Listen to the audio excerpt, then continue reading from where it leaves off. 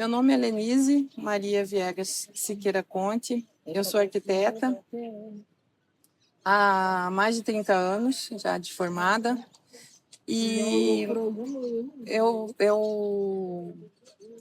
eu vi esse trabalho que iam desenvolver e achei muito interessante a proposta, e aí eu me inscrevi, né, para participar, porque eu nunca tinha trabalhado num projeto social, assim. E foi muito, assim, brotou dentro de mim uma vontade muito grande de participar disso, né? E aí eu me inscrevi, fui aceita e trabalhei com 2 casas. Uhum. E com habitação de interesse social você não tinha trabalhado ainda, Não. não? E com habitação rural? Ou com algum projeto rural? Então, isso foi uma outra coisa que foi importante para mim nesse processo. Eu vim de uma fazenda, de uma família que eram fazendeiros, né?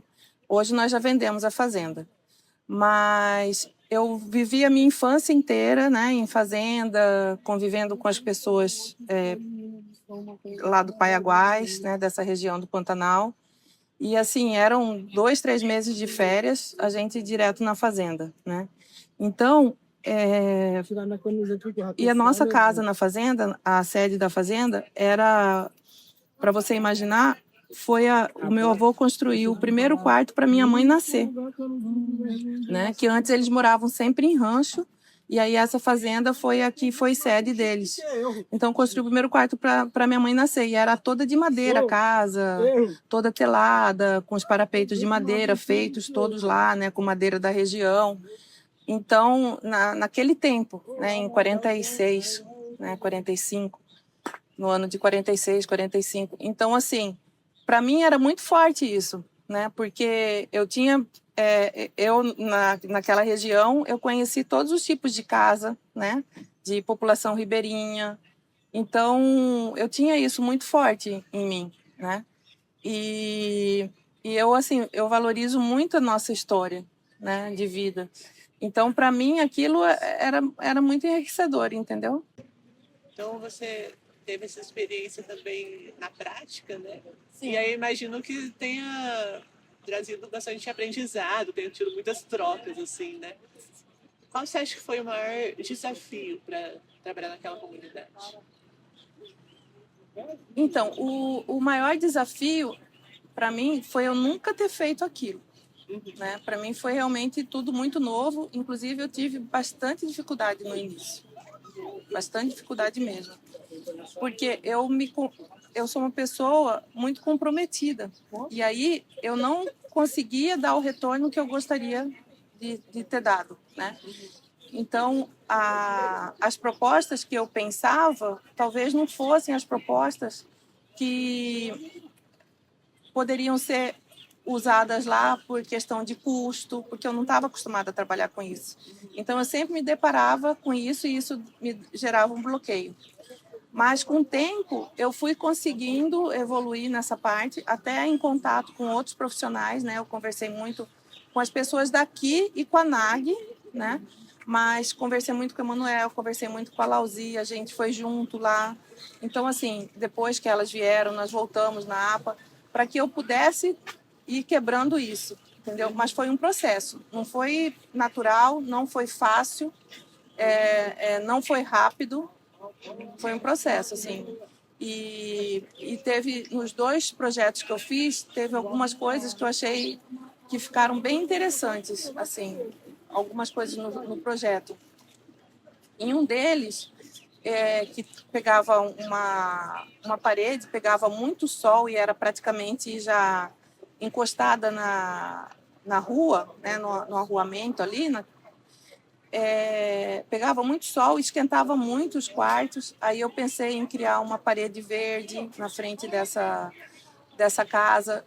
E aí, esteticamente, ficou muito interessante o projeto, ao meu ver, né? Esteticamente ficou muito interessante o projeto. E ele era uma pessoa que tinha essa sensibilidade para a planta. Então, assim, eu acho que era uma proposta que tem tudo para dar certo, né? Na outra casa, eu criei tipo um hallzinho com um corta-mosquito, sabe? Porque assim, a gente foi numa proposta lá no dia que nós fizemos a visita, tinha muito mosquito, então assim, eu vi que era uma necessidade deles, então você tinha um hall de entrada que não causaria muito custo, né? Não agregaria muito custo ao projeto, mas ele protegeria a entrada, entendeu? Então, quando a pessoa entraria nesse hall, já ficaria esses insetos, e quando entrasse na casa mesmo, já teria uma proteção maior, né? Então, assim, foram coisas pequenas que para as pessoas pode parecer coisas pequenas, mas que eu acho que vão dar grande resultado na proposta, né? Uhum. Achei bem interessante. Sim. Então, qual que seria para você, depois de todo esse processo, né, essa vivência que você teve, o plano de necessidades de uma habitação ribeirinha, de geral? Plano de necessidade? Eu acho que você não tem uma regra para isso, né? Eu acho que é muito. Eu continuo pensando, né? Sempre usei disso para os meus clientes, para os meus projetos. Você tem que ver muito a necessidade das pessoas, né? E se você olhar os dois projetos que eu fiz, você vai ver que um é muito diferente a proposta do outro, porque é exatamente isso. Eu procurei ver a necessidade do cliente, né? Ali, mesmo naquela situação de pensar em custo, de você tentar agregar tudo isso, eu pensei numa sugestão que realmente atendesse esse cliente. Mas eu penso assim, é muito importante para eles essa proteção a inseto, né? Ter um pouco mais de conforto. Eles utilizam muito a parte de cozinha, né? Até porque a cozinha para eles pode ser um ganho, né? Eles podem fazer alguma refeição para vender para as pessoas que vão lá, para ajudar nessa questão do custo.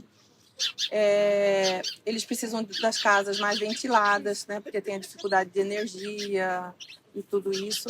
Então, as casas avarandadas, né? Que é essa questão da insolação, de preferência teladas, né?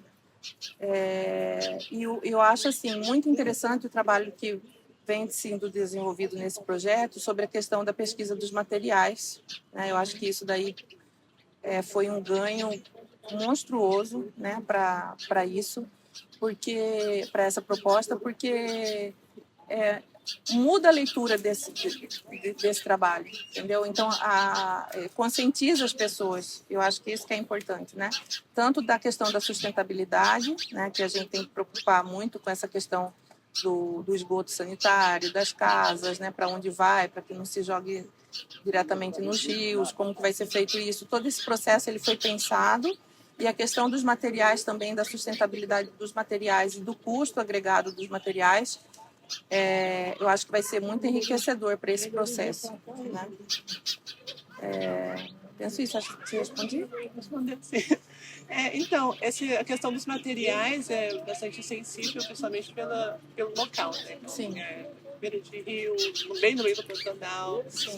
E tem questão também da aceitação, né, das pessoas do material, que às vezes chega um material novo e a pessoa não entende muito bem, então tem que ter esse diálogo, né, bem construído. Para você, qual seria o material mais adequado para o momento da aula? Tá. Então, eu não sei se eu consigo te dar essa resposta como a melhor, assim, mas aquele tijolo que eles estavam desenvolvendo, eu achei muito interessante a tecnologia que eles estavam desenvolvendo para aquele tijolo. Aquela outra técnica que ela acabou de falar, que é pau a pique, a taipa de pilão, eu acho que isso também é muito interessante. A gente tem que ter uma preocupação muito grande com a questão da cobertura, né? Porque esses processos dos fechamentos dos painéis, das paredes, você tem que ter uma cobertura que seja leve, né? Para que você não sobrecarregue a estrutura, né, dessas paredes. E aí, ao mesmo tempo, ela tem que ser confortável em relação ao calor, né? Então, foi uma das coisas que eu pensei em dar a solução de subir um pouco o pé direito das casas, porque lá as casas são com o pé direito muito baixo. Então, nas casas que eu fiz, onde teve a possibilidade de subir, eu procurei subir um pouco, né? E aí, eu acho que seriam essas. A Bianca vai poder responder melhor. E você então teve muita conversa, né, com a comunidade, principalmente com os 2 projetos que você atendeu. E essa metodologia que foi usada para se aproximar das pessoas de lá, você acha que foi a melhor? Você mudaria alguma coisa olhando para trás, assim? Não, eu não mudaria, não. Eu só acho que... Eu vou falar por mim, tá? Eu acho que eu poderia ter entregue um pouco mais do meu tempo em relação a visitas, em relação ao contato, porque as 2 pessoas que eu tive como clientes tinham um pouco de dificuldade de horário. Então, foi um pouco difícil esse contato, né? Mas eu acho que o tempo de contato que eu tive com eles foi muito produtivo e fez muita diferença. Então, eu acho que a gente poderia ter tido isso. Mas eu acho que ainda está em tempo, né? Eu acho que é uma questão que ainda está em tempo da gente tentar ir lá, seguir as orientações que a NAG e a IVA, vocês nos passassem, e procurar esse contato para ir tentando... Porque, assim, essas pessoas, elas são muito simples, elas são muito frágeis, né? Então, tudo para elas pode parecer alguma coisa que elas estão sendo usadas, elas querem entender onde elas estão sendo beneficiadas, entendeu? E eu acho que isso é importante a gente falar, né? E além disso, acho que a comunidade, todas as pessoas precisam, né, de contato pessoal, né? De atenção, mas eles precisam um pouco mais. Estar mais próximo e tentar instruí-los para o benefício que eles vão ter e a diferença que isso vai fazer na vida deles, né? E colocá-los também bem esclarecidos sobre todo o processo. Porque o que acontece, e isso acho que está sendo feito, né? Mas o que acontece é que as pessoas elas precisam entender e participar do processo, né? Porque senão as coisas chegam prontas e elas nem viram as dificuldades que você teve para resolver aquilo, né? E elas nem entendem tudo que envolveu.